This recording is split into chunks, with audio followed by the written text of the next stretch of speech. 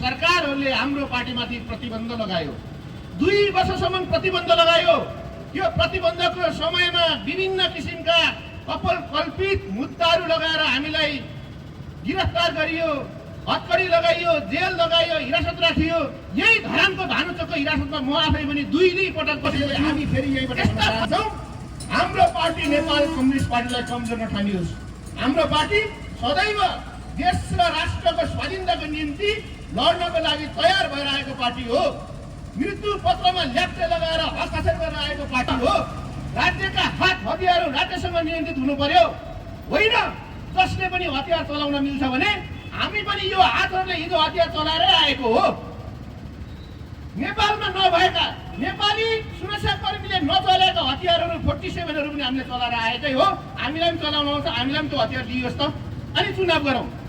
होइन भनेदेखि तिम्रो सरकारी निकायको सुरक्षा क्षेत्रबाट लुटिएका सम्पूर्ण हात हतियार हो हामीले यहाँबाट ल्याइसक्यौँ। यति सङ्ख्यामा ल्यायौँ। अब कुनै पनि हतियार बाहिर छैन। बाहिर राज्यले कुनै बेला कुनै अवस्थामा लाइसेन्स दिएर राखेका हात हतियार हामीले निश्चित समयमा हामीले नियन्त्रण गरिसक्यौँ भनेर भन्न सक्ने ताकत यो सरकारसँग छ कि छैन? जवाफ दिनुपर्छ यो सुशीला सरकारले। यो होइन भने यो कार्यान्वयनको निम्ति अहिलेको सुशीला सरकारले चुनाव मार्फत त्यसका एजेन्टहरू, तपाईँलाई म भनिदिउँ, रवि लामिछानेहरू, कुलमान घिसिङहरू र बालेन शाहहरू, त्यसका प्रतिनिधि पत्रहरू जो छन्, तिनीहरूलाई ल्याएर भोलिको दिनमा नेपाललाई एउटा अमेरिकी सेनाको क्रीडास्थल बनाउने कोसिस छ।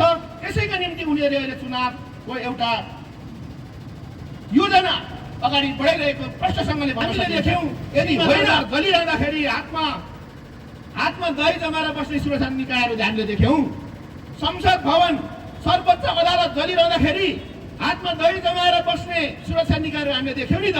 कसको सेवा गर्छ यिनीहरूले कसको सेवा गर्दैछ भन्ने कुरा हामीहरू राम्ररी देखेका छौँ। त्यसो भएको हिसाबले भोलिको निर्वाचनमा एमसीसीका दलालहरूलाई तपाईँको चाहिँ जनप्रतिनिधिको रूपमा निर्वाचित गर्नको निम्ति यिनीहरूको सुरक्षा क्षेत्रको भूमिका महत्त्वपूर्ण हुन्छ भन्ने कुरा हामीले बेलैमा बुझ्नुपर्छ र यो कुराको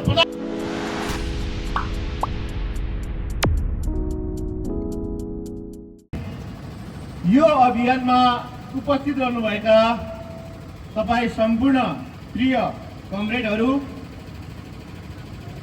आजको यस सुनसरी अन्तर्गत धरानको यो भानुचोकमा भइरहेको कार्यक्रममा उपस्थित रहनुभएका पत्रकार मित्रहरू, सुरक्षाकर्मी मित्रहरू, विभिन्न क्षेत्रमा आबद्धता जनाएर आफ्नो पेसा र व्यवसाय जनाइरहनुभएका सम्पूर्ण महानुभावहरूमा नेपाल कम्युनिस्ट पार्टीका आदरणीय महासचिव कमरेड विप्लव र किरात लिम्बुवान प्रदेश समिति हेडक्वार्टरको तर्फबाट यहाँहरूलाई हार्दिक न्यानो अभिवादन, लाल सलाम अर्पण गर्न चाहन्छु।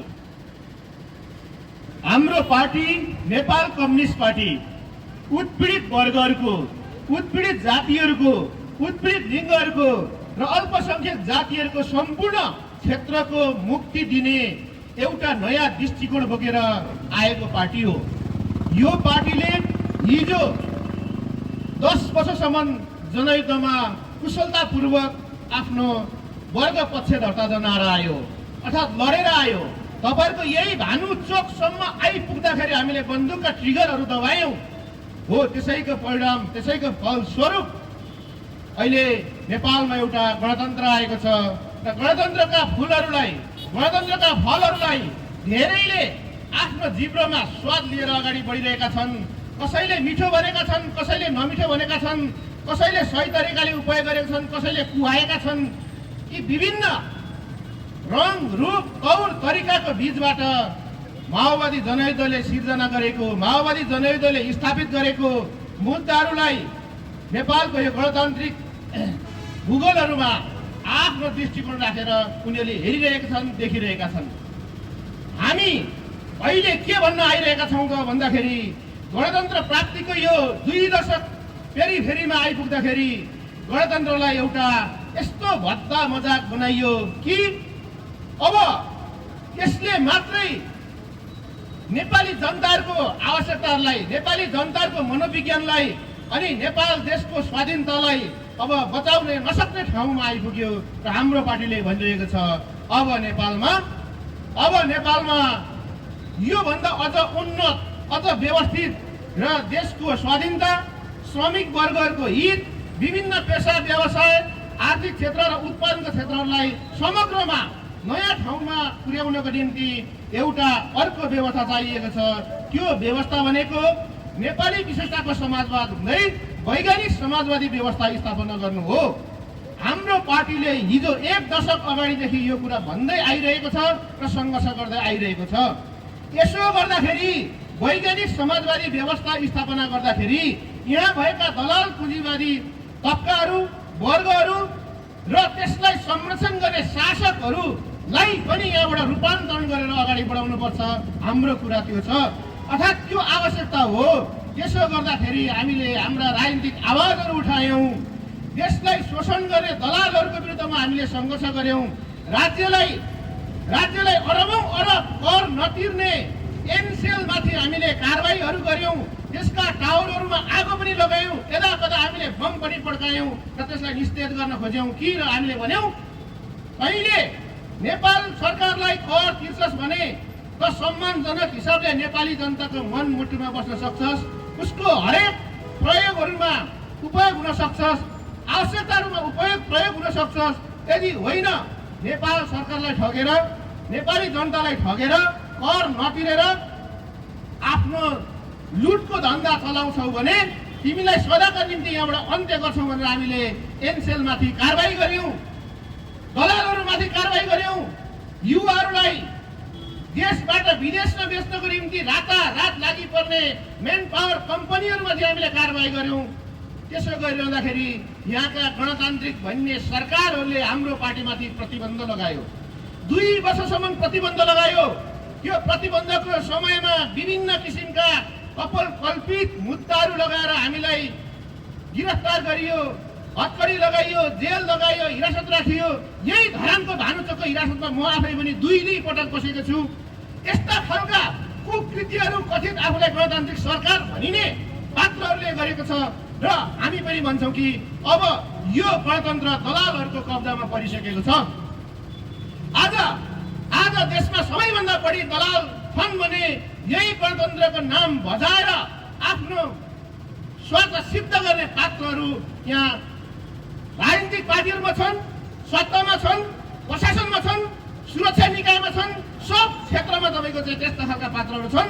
र हामी के भन्न तपाईँलाई आएका छौँ भने यस्ता पात्रहरूलाई बेलैमा चिनेर, यस्ता पात्रहरूलाई सधैँको निम्ति यहाँबाट बढारेर एउटा समुन्नत समाज निर्माण गर्नको निम्ति तपाईँ हाम्रो चेतना, तपाईँ हाम्रो दृष्टिकोण अनि तपाईँ हाम्रो राजनीतिक लगाव चाहिन्छ भनेर हाम्रो पार्टीले आज तपाईँहरूको बिचमा भन्न आएको छ।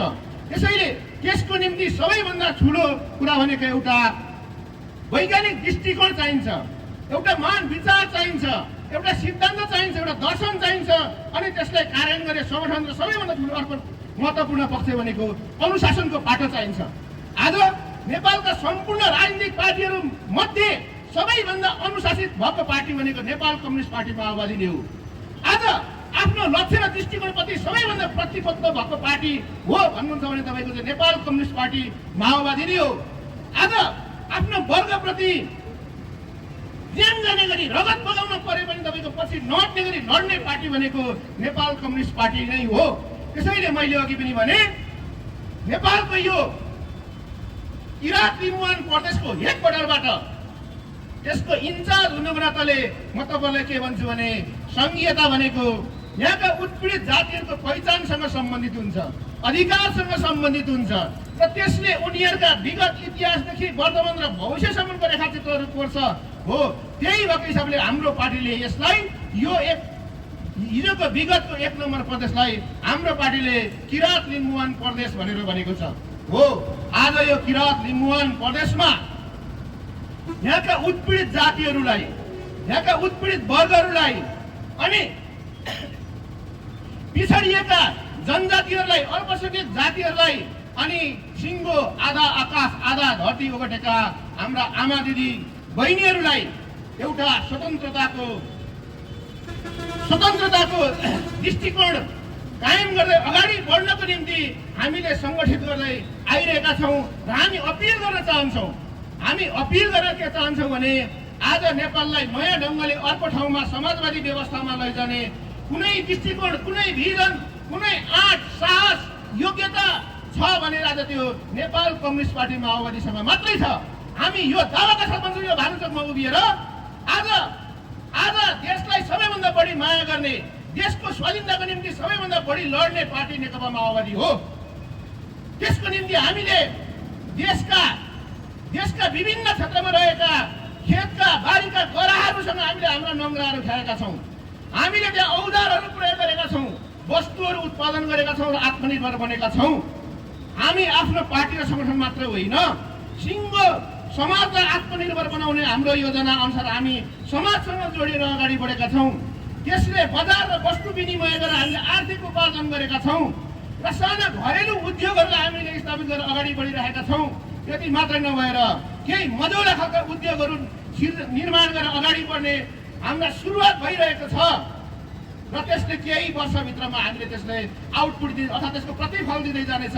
हामी यो कुरा भन्न चाहन्छौँ।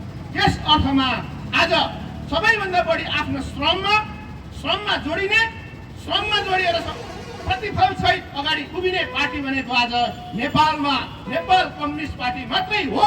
यो दावाका साथ हामी भन्छौँ।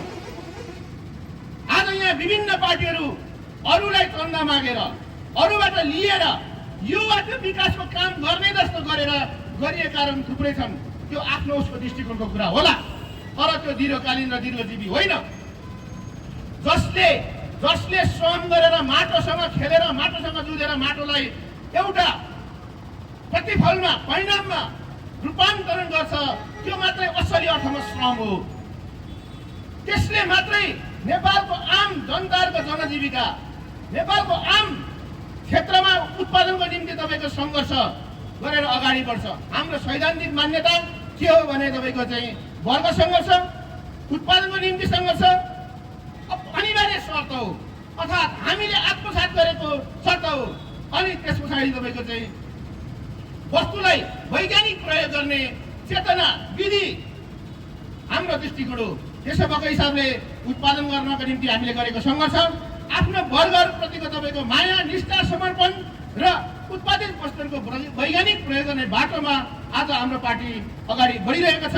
यसो गर्दाखेरि हाम्रो पार्टीमाथि यो युवाहरूको आन्दोलनबाट युवाले रगत बगाएर स्थापित गरेको कथित अन्तरिम सरकार जो अहिले चलिरहेको छ, यो अन्तरिम सरकार चाहिँ अनि हामीले उत्पादन गरिरहेको खेतबारीका माटोका डल्लाहरूलाई, उत्पादित वस्तुका परिणामहरूलाई आज यिनीहरूले बम देखिरहेका छन्। अचम्म लाग्छ। तपाईँहरू पत्रकार मित्रहरूले अस्ति भर्खरै देख्नुभयो होला, हाम्रो पार्टीले सञ्चालन गरेको एउटा कम्युन र त्यसका वरिपरिका गाउँहरूमा, मगर बस्ती भएका गाउँहरूमा छापा मारेर मगर जातिहरूले आफ्नो विभिन्न पर्व, संस्कार, संस्कृतिहरूमाथि उपयोग गर्ने भरुवा बन्दुकहरू जफत गरेर लग्यो। भरुवा बन्दुक जफत गर्ने मात्रै होइन, उसलाई गिरफ्तार पनि गरेर लगेर राखेको छ अहिले पनि।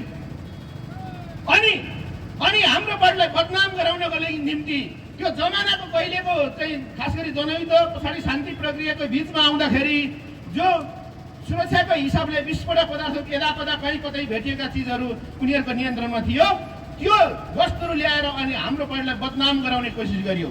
त्यो किन गरिँदैछ हामीले राम्रोसँग बुझेका छौँ। किनभने नेपालको सन्दर्भमा अघि पूर्ववक्ता कमरेडले जे विषयवस्तुहरू भन्नुभयो, ती विषयवस्तुहरूलाई समेटेर हामीले राष्ट्रपतिलाई ज्ञापन पत्र बुझाएका थियौँ र हामीले के भनेका थियौँ भने यो 10 दिनभित्र यो ज्ञापन पत्रमा लेखेका विषयवस्तुहरूको कार्यान्वयनको प्रक्रियामा जानुपर्छ। यद्यपि होइन भने हामी देशव्यापी रूपमा सङ्घर्षमा अगाडि बढ्नेछौँ भनेर हामीले जो अल्टिमेटम दिएका थियौँ, त्यो अल्टिमेटम हामीले दिइसके पछाडि उसले हाम्रो कदम विरुद्धको तपाईँको चाहिँ अर्को प्रति कदम अगाडि बढाएको हामीले यति कुरा बुझेका छौँ। किनभने हामी पनि 10 वर्षको सङ्घर्षमा सैन्य विज्ञानको अध्ययन, सैन्य विज्ञानको प्रयोग र त्यसलाई कुशलतापूर्वक परिणाममा बदलेर आएका पात्रहरू हौँ। संयोगले हामी बाँच्यौँ, तर हाम्रो शरीरका आधारगत हामीले मैदानमा बगाएका छौँ हो। त्यसो भएपछि हामी फेरि यहीँबाट भन्न चाहन्छौँ, हाम्रो पार्टी नेपाल कम्युनिस्ट पार्टीलाई कमजोर नठानियोस्। हाम्रो पार्टी सदैव देश र राष्ट्रको स्वाधीनताको निम्ति लड्नको लागि तयार भएर आएको पार्टी हो। मृत्यु पत्रमा ल्याप्टे लगाएर हस्ताक्षर गरेर आएको पार्टी हो। कसर्थ हामी त्यस्ता सानातिना चुनौतीहरू, त्यस्ता सानातिना डर, भाग धम्की, जेल गोली कटाइ कुनै चिजले हामीले डराउनेवाला छैनौँ। जबसम्म देश स्वाधीन रहँदैन, जब देश मुक्त हुँदैन, नागरिकहरूले आफ्नो अधिकार प्राप्त गर्दैन, दलालहरूले नागरिकमाथि तपाईँको चाहिँ जुन ढङ्गको एउटा दमन चक्र चलाइरहन्छ त्यसको विरुद्धमा नेपाल कम्युनिस्ट पार्टी माओवादी र यसका नेता कार्यकर्ताहरू सदैव लडिरहन्छ। हामी यो प्रतिबद्धता व्यक्त गर्न चाहन्छौँ। फेरि पनि हामी भन्छौँ कि हामी यो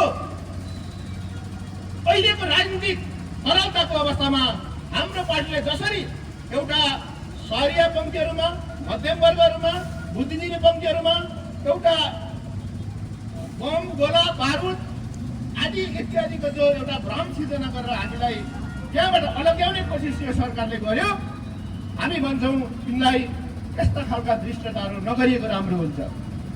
यस्तो दृष्टता गर्नुभन्दा आफूले नेतृत्व गरेको सरकार मातहतका सुरक्षा निकायहरूको जो हात हतियार खोसिएको छ र फिर्ता हुन सकेको छैन, 7-8 सयको सङ्ख्यामा अझै हतियारहरू फिर्ता हुन सकेको छैन, त्यो हतियारहरू फिर्ता गर्नको लागि मेहनत गरे हुन्छ।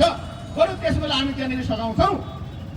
आफ्ना सुरक्षा निकायको मनोबललाई माटोमा राखेर अहिले चुनावको कुरा गर्दैछ सरकार।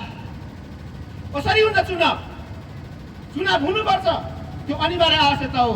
तर सुरक्षा निकायको मनोबल माटोमा दबाएर उसका हातमा भएका हतियारहरू खोसेर अनि अर्को तेस्रो शक्तिले कुनै पनि बेला आफ्नो स्वार्थ सिद्ध प्रयोग गर्नको निम्ति सञ्चालन गर्न सक्ने अवस्था कायम राखेर अनि चुनाव चाहिँ शान्तिपूर्ण र भयभीत वातावरणमा हुन सक्छ? हुन सक्छ धराने जनता तपाईँहरू भन्नुहोस्, हुन्छ? कदापि हुनै सक्दैन। चुनाव जनप्रतिनिधि छान्ने चुनाव गराउनको निम्ति त जनताहरूमाथि आतंक हुनु भएन, त्यहाँ भयावह सिर्जना हुनु भएन, कसैले कसैको विरुद्धमा बल प्रयोग गर्ने स्थिति पैदा हुनु भएन। राज्यका हात हतियारहरू राज्यसँग नियन्त्रित हुनु पर्यो। होइन जसले पनि हतियार चलाउन मिल्छ भने हामी पनि यो हातहरूले हिजो हतियार चलाएरै आएको हो। नेपालमा नभएका नेपाली सुरक्षाकर्मीले नचलाएका हतियारहरू 47हरू पनि हामीले चलाएर आएकै हो। हामीलाई पनि चलाउन आउँछ, हामीलाई पनि त्यो हतियार दिइयोस् त, अनि चुनाव गरौँ। होइन भनेदेखि तिम्रो सरकारी निकायको सुरक्षा क्षेत्रबाट लुटिएका सम्पूर्ण हात हतियार हो हामीले यहाँबाट ल्याइसक्यौँ, यति सङ्ख्यामा ल्यायौँ। अब कुनै पनि हतियार बाहिर छैन।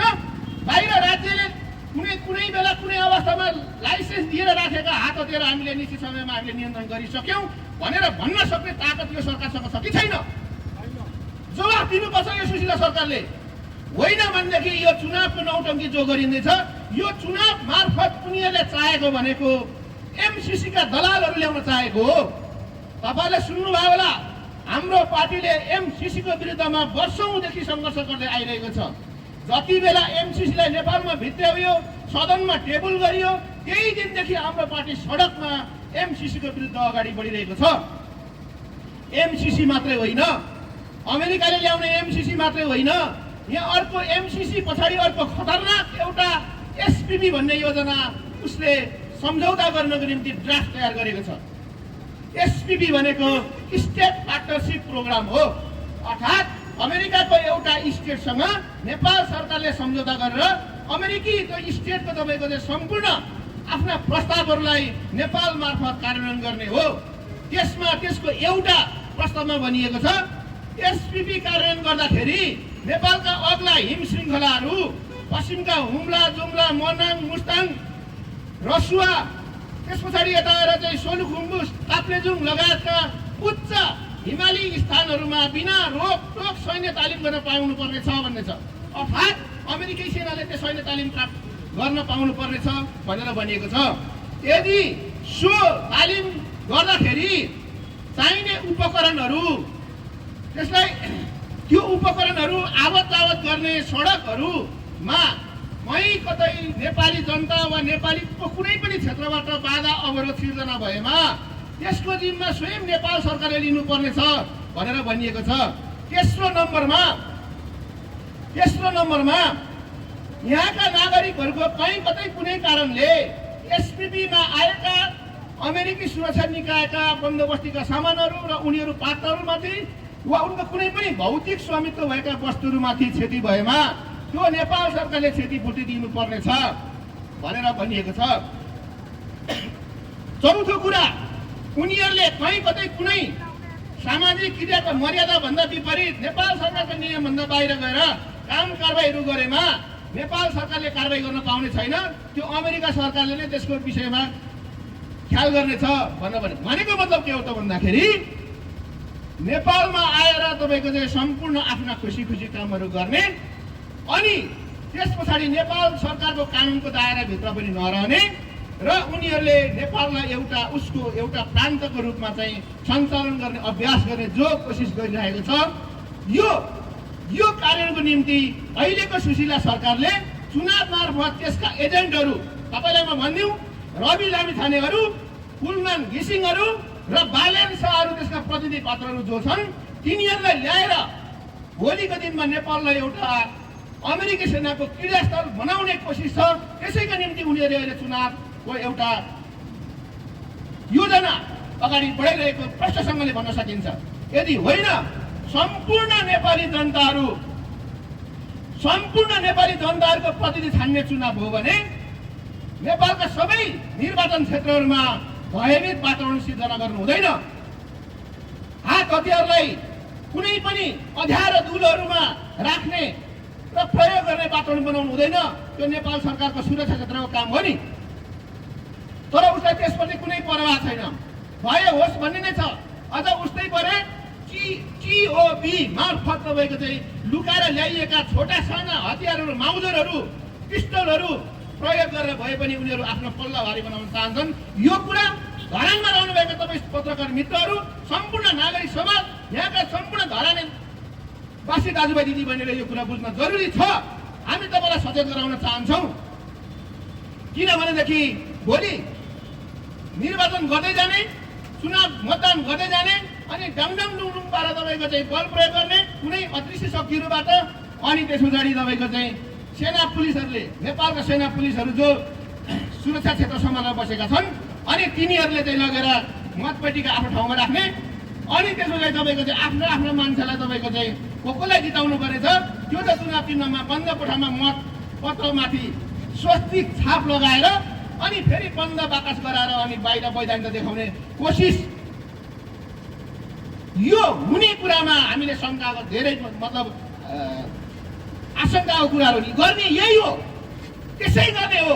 किनभने हामीले देख्यौँ सिंहदरबार जलिरहँदाखेरि हातमा दही जमाएर बस्ने सुरक्षा निकायहरू हामीले देख्यौँ। संसद भवन सर्वोच्च अदालत जलिरहँदाखेरि हातमा दही जमाएर बस्ने सुरक्षा निकायहरू हामीले देख्यौँ नि त। कसको सेवा गर्छ यिनीहरूले कसको सेवा गर्दैछ भन्ने कुरा हामीहरू राम्ररी देखेका छौँ। त्यसो भएको हिसाबले भोलिको निर्वाचनमा एमसीसीका दलालहरूलाई तपाईँको चाहिँ जनप्रतिनिधिको रूपमा निर्वाचित गर्नको निम्ति यिनीहरूको सुरक्षा क्षेत्रको भूमिका महत्त्वपूर्ण हुन्छ भन्ने कुरा हामीले बेलैमा बुझ्नुपर्छ र यो कुराको पर्दाफास गर्नुपर्छ। र हामी आग्रह गर्न के चाहन्छौँ भने सुरक्षा क्षेत्रका भित्रलाई हामी के आग्रह गर्न चाहन्छौँ भने तपाईँहरू देशको स्वाधीनताको निम्ति सोच्नुहोस्, देशको स्वाधीनताको निम्ति लड्नुहोस्। कि दलालहरूको सुरक्षाको निम्ति तपाईँहरू आफ्नो जीवन, आफ्नो समय, आफ्नो औकात खर्च नगर्नुहोस्। तपाईँ देशको स्वाधीनताको निम्ति लड्दाखेरि तपाईँको हातको बन्दुक, तपाईँको औँलाले ट्रिगर दाब्न सकेन भने हामी तपाईँलाई सघाउँछौँ। तपाईँको हातको बन्दुक हामीलाई दिनुहोस्, हामी तपाईँलाई सघाउँछौँ। हामी तपाईँकै पक्षमा लड्ने हो, हामी देशकै पक्षमा लड्ने हो। तर सुरक्षाकर्मी मित्रहरू, म यो देशको सुरक्षाकर्मी हो, यो देशको एउटा असल सिपाही हो, म यो देशको एउटा रक्षक हो भन्ने हिसाबले तपाईँहरूले भित्र आत्मादेखि तपाईँले आफूले लागेर आउनु पर्यो र त्यसको निम्ति उभिन सक्नु तयार हुनु पर्यो। यो कुरामा तपाईँलाई हामी के आग्रह र विश्वास गराउन चाहन्छौँ भने त्यसो गरियो भने मात्रै देशका हरेक क्षेत्रबाट नागरिकहरूले आफ्नो घाँस काटेर तिरेको करबाट तपाईँहरूले पाउनुहुने तलब र सेवा बापतको तपाईँको चाहिँ त्यसको अर्थ, महत्त्व र उपादेयता स्पष्ट हुन्छ। हामी तपाईँलाई यो आग्रह गर्न चाहन्छौँ। अर्को कुरा गणतन्त्रलाई जसरी एउटा भ्रष्टाचार गर्ने, एउटा भट्टा, एउटा मजाक गर्ने एउटा थलोको रूपमा यो निर्माण गरिएको छ, यो भ्रष्टाचारीहरूलाई जुनसुकै क्षेत्रबाट गरिने भ्रष्टाचार हुन्। हाम्रो पार्टीले के प्रस्ताव राखेको छ र राष्ट्रपतिलाई बुझाइएको हाम्रो ज्ञापन पत्रमा पनि के भनिएको छ भने भ्रष्टाचारीहरूलाई निष्पक्ष ढङ्गले छानबिन गर्ने एउटा शक्तिशाली नागरिक आयोग बनाइयोस्। त्यो नागरिक आयोगमा उसले रोजेका, उसले इच्छाएका उसका आफन्त पनि त्यो नागरिक आयोगमा बसोस् र उनकै रोहबरमा त्यो नागरिक आयोगले छानबिन गरेर जे जति चाहिँ भ्रष्टाचार ठहर्छ त्यसको हिसाब किताब अनुसार उनलाई सर्वोच्च सहित जन्म कैदको व्यवस्था गरियोस् र त्यो पात्रले नेपालको कुनै पनि अर्को पुनरावेदन अर्थात् फेरि आफ्नो मुद्दालाई चाहिँ हेर्ने गरी पाउने गरी अर्को कुनै पनि निकायमा जाने गरी त्यो व्यवस्था अन्त्य गरियोस् र उसलाई आजीवन श्रम कैदमा राखियोस्। हाम्रो कुरा त्यो छ र उसका भ्रष्टाचार गरिएका सम्पत्तिहरूलाई राष्ट्रियकरण गरियोस्। हाम्रो पार्टीले त्यो भनेको छ। अर्को कुरा पूर्ववक्ता कमरेडले भनिसक्नुभयो, नेपालमा आज आलुको बोराहरूमा तपाईँको चाहिँ बिटाका बिटा 1000 र 500 रुपियाँका नोटहरू भेटिन थालेको छ।